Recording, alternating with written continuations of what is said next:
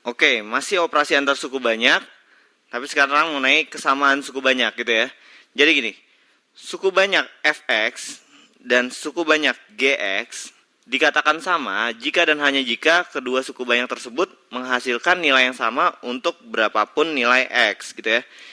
Nih, prinsipnya gini, oke. Suku banyak fx dan gx dikatakan sama jika dan hanya jika, itu simbol jika dan hanya jika ya di logika kalau masih ingat. Jika dan hanya jika kedua suku banyak tersebut menghasilkan nilai yang sama untuk berapapun nilai x real. Artinya gini, biasanya dia disimbolkan kayak gini, fx ini sama dengan ekivalen dengan gx. Jadi pernyataan ini disimbolkan dengan tanda segitiga, tanda garis tiga gitu ya, garis tiga mirip kayak sama dengan. Oke, tapi beda artinya sama ini, tidak sama dengan artinya sama ini. Oke, apa bedanya? Contohnya gini nih, misalkan gue punya, misalkan fx itu adalah 2x plus 1, terus gx itu adalah mx plus n. Oke, kalau gue bilang fx itu sama dengan gx, artinya apa? Artinya ada satu titik di mana fx itu sama dengan gx, gitu kan? Ada satu titik, hanya mungkin ada satu titik atau mungkin lebih, 1, 2, 3, nggak tahu berapa, gitu ya. Tapi yang pasti, oke, jadi ini diasumsikan ada minimal satu titik gitu, diasumsikan aja ya. Bisa jadi nanti pas dicari ternyata nggak ada. Jadi misalkan gini, fx itu 2x plus 1, gx itu sama dengan mx plus n, gitu kan. Nah, kita mencari nilai m dan n yang memenuhi. Nah, untuk kasus ini, ya ini bisa berapa aja. Misalkan untuk x sama dengan 0, misalkan. Untuk x sama dengan 0, terus kemudian m-nya bisa 2, berarti n-nya sama dengan 1, gitu kan. Terus ada apa lagi? Kasus apa lagi? Misalkan x sama dengan 1. Ya bisa aja m-nya itu sama dengan berapa ya? M-nya itu misalkan M-nya itu 1, terus N-nya 2 gitu. Bisa juga kan? Nggak unik penyelesaiannya gitu ya. Jadi kalau misalnya X-nya 1, 3 kan hasilnya kan? 1 kali 1, 1 tambah 2, 3 juga gitu kan. Nggak unik. Jadi untuk simbol sama dengan ini hasilnya tidak berarti Fx dan Gx sama untuk berapapun nilai X real gitu. Jadi dia mungkin sama untuk nilai X tertentu saja gitu. Nah, tapi kalau misalnya kita tulis sama dengannya 3, dengan garis sama dengan 3 kayak gini, ekivalen kayak gitu, artinya kedua fungsi ini menghasilkan nilai yang sama untuk berapapun nilai X real. Jadi 2x plus 1 ini sama dengan ekivalen dengan mx plus n. Nah, kalau nilai ini akan menghasilkan nilai yang sama dengan ini untuk berapapun x, maka haruslah m itu sama dengan 2 dan n itu sama dengan 1. Ini harus 1, ini harus 2, kayak gitu. Kayak gitu ya. Jadi artinya kalau kita gambar, gx dan fx ini akan berhimpit. Oke, jadi kalau misalkan gambarnya kayak gini ya, kira-kira aja deh, kira-kira nih 2x plus 1.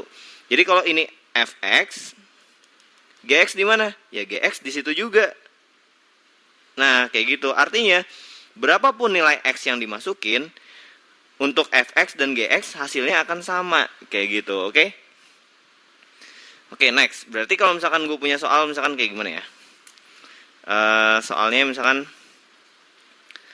3x pangkat 4 min px plus 1 ekivalen dengan Q x pangkat 4 plus 5x min z. Oke, bisa nggak ditentukan nilai p, q, dan z-nya? Bisa ya? Karena ini kita tinjau sebagai suatu fungsi, berarti nilai q itu 3, nilai p itu min 5, berarti q itu sama dengan 3, min p itu sama dengan 5 ya. Berarti p-nya sama dengan min 5. Terus terakhir, min z-nya itu adalah 1. Berarti z-nya adalah min 1. Kayak gitu. Sederhana aja ya. Sederhana banget. Kayak gitu. Tapi ini nggak bisa ditentukan kalau tandanya kayak gini. Nggak jelas ya. Nggak bisa ditentukan. Oke. Nah, soal yang paling sering keluar untuk kasus kayak gini, contohnya adalah ini nih. Oke, misalkan gue punya soal 3x per x kuadrat min x min 2. Ini ekuivalen dengan m per x plus 1 ditambahin dengan n per x min 2. Oke, kita cek.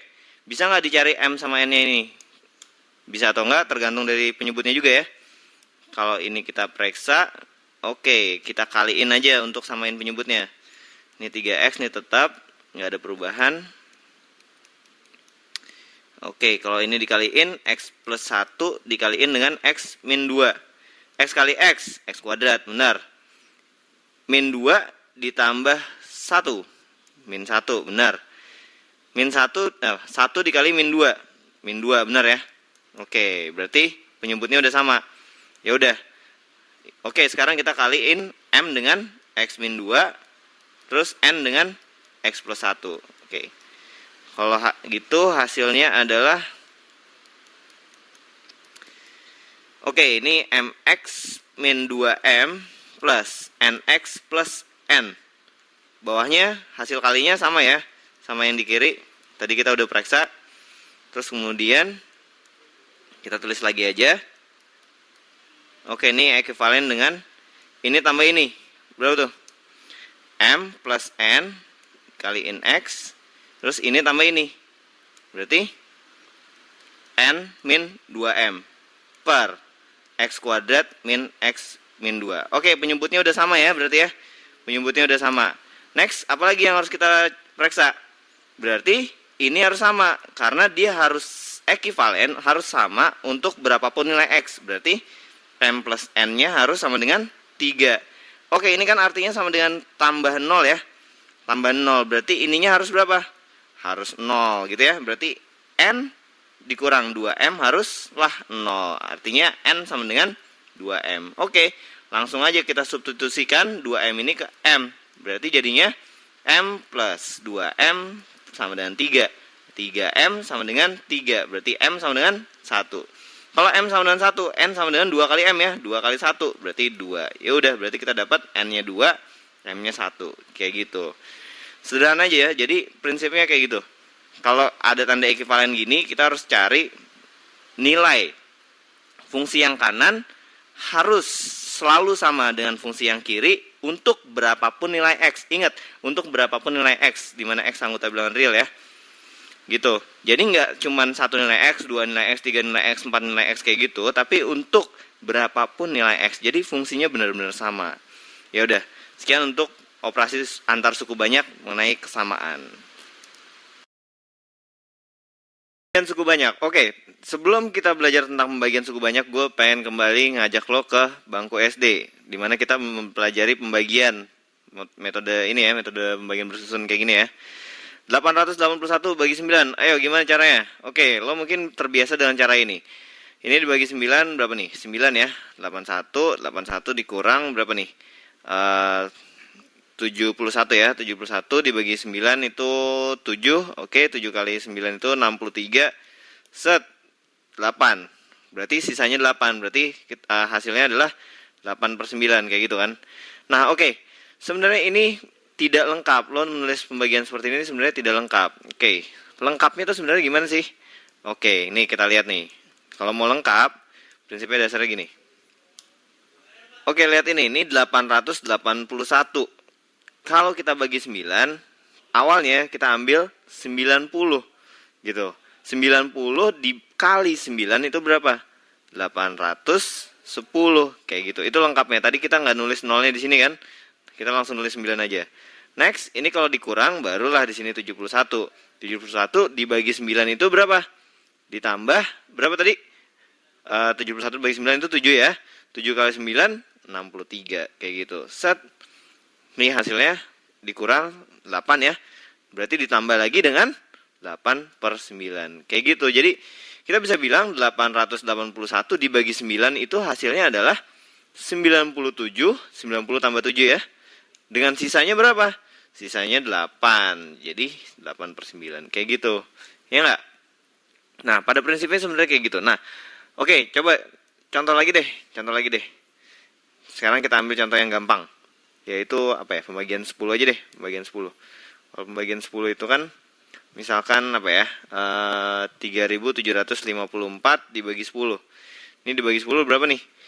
Dibagi 10 itu 3.000 kali 300 dikali ini 3.000 ya. 3.000 dikurang 754 dibagi 10-nya lagi berarti 70. Ini 700 dikurang 54 ditambah 5, ini 50, set 4 tambah 4 per 10, berarti 3754 dibagi 10 itu sama dengan 375 plus 4 per 10, kayak gitu. Nah, oke, ini kita belajar mengenai pembagian bersusun. Nah, sekarang gimana nih prakteknya di pembagian suku banyak? Ya udah, berarti kita bisa tes soalnya kayak gini aja deh. X pangkat 3 plus 4x kuadrat plus 3x plus 1. Ini kalau kita bagi dengan x min 2 misalkan. Kalau kita bagi dengan x min 2, maka kita akan dapatkan ini x pangkat 3. Hasilnya berarti x kuadrat ya. X kuadrat kali ini berapa? X kuadrat kali x itu x pangkat 3. X kuadrat kali min 2 itu berarti min 2x kuadrat, gitu kan? Set, coret. Nah, ini kalau mau nulis lengkap berarti ini tambah 0 gitu kan. Tapi nggak usah lah, langsung aja. Oke. Terus ini kalau kita kurangkan hasilnya adalah 6x kuadrat ya, plus 3x plus 1. Tulis lengkap aja. Dibagi ini lagi 6 ya. 6x berarti ya. 6x dikali ini berapa tuh? 6x kuadrat min 6 kali 2 12 ya. 12x. Set, habis. 3 ditambah 12 15x plus 1. Ini kan tambah 0. 0 kurang 1 kurang 0 kan 1 ya. Oke. Terus kemudian ini yang terakhir berapa nih? Berarti plus 15 ya. Plus 15. 15x min 30. Berarti sisanya adalah 31. Berarti kita bisa tuliskan x pangkat 3 plus 4x kuadrat plus 3x plus 1 kalau dibagi dengan x min 2 itu hasilnya adalah x kuadrat plus 6x plus 5 plus 15. Oke. Plus 15. Ini gue hapus dulu deh. Dengan sisa 31 ya. Tadi kan sisanya 31. Sisanya 31 berarti. Oke, ini gue copy dulu. Cut. Paste. Oke. Nah, ini begini. Sisanya berapa tadi? 31 ya. Tadi yang hasil pembagian di sini nih. 31 per x min 2. Sama aja kan kayak tadi kan. Yang tadi misalkan tadi contohnya 3 berapa tadi? 3754 bagi 10 itu hasil baginya adalah 375, sisa pembagiannya adalah 4 per 10. Sama aja. Ini yang ini dibagi ini, hasil baginya adalah ini, sisa pembagiannya adalah ini, dibagi dengan ini, kayak gitu. Ya udah, makanya prinsipnya kayak gitu aja. Oke, ya udah, berarti bentuk ini bisa kita nyatakan secara umum kayak gini. Kalau suatu suku banyak, sebut aja suku banyak itu Px, dibagi dengan Qx, maka hasil baginya adalah apa? Hx, terus kemudian ada sisanya. Ini sisanya kita sebut aja S, ya Sx lah bentuk umumnya. Sx per Qx, kayak gitu ya. Nih. Nah, ini yang akan nanti dipakai dalam aturan Horner dan sebagainya. Nanti kita pelajarin. Ini sampai saat ini kita baru belajar pembagian suku banyak, metode pembagian bersusun. Oke, segitu aja dulu. Oke, masih pembagian suku banyak gitu ya. Tapi kali ini kita menggunakan metode beda nih. Gue mau memperkenalkan metode Horner yang sebenarnya prinsipnya diawali dari konsep yang tadi kita udah dapat, persamaan ini. Ingat ya. Oke, gue ingetin lagi, persamaan ini dapat dari ini. Misalkan 3754 kalau dibagi 10 itu hasilnya adalah 375, sisanya adalah 4, berarti 4/10 kayak gitu ya. Nah, ini polinomnya. Terus kemudian ini pembaginya. Ini pembaginya. Ini pembaginya juga.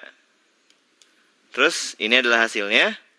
Ini adalah hasilnya. Dan ini adalah sisanya. Oke. Nah, sekarang gue pengen untuk bentuk khusus, di mana Q X-nya itu adalah X min H. X min H. Bentuk khusus ya. Di mana pembaginya itu adalah X min H. Nah, oke. Ini berarti kalau misalnya pembaginya X min H, ini merupakan suku banyak dengan derajat 1 ya. Berarti sisanya itu merupakan suatu konstanta aja. Jadi nggak ada X-nya. Kita tulis aja sisanya S gitu ya. Berarti PX per. Oke, gue tulis aja.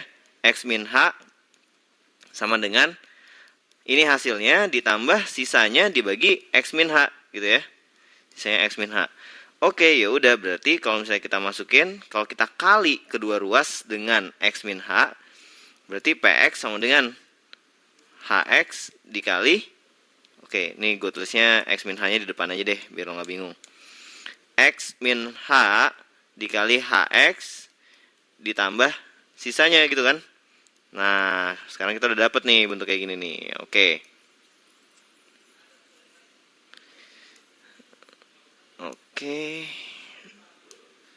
Oke, kalau kita masukin P-nya H gitu ya.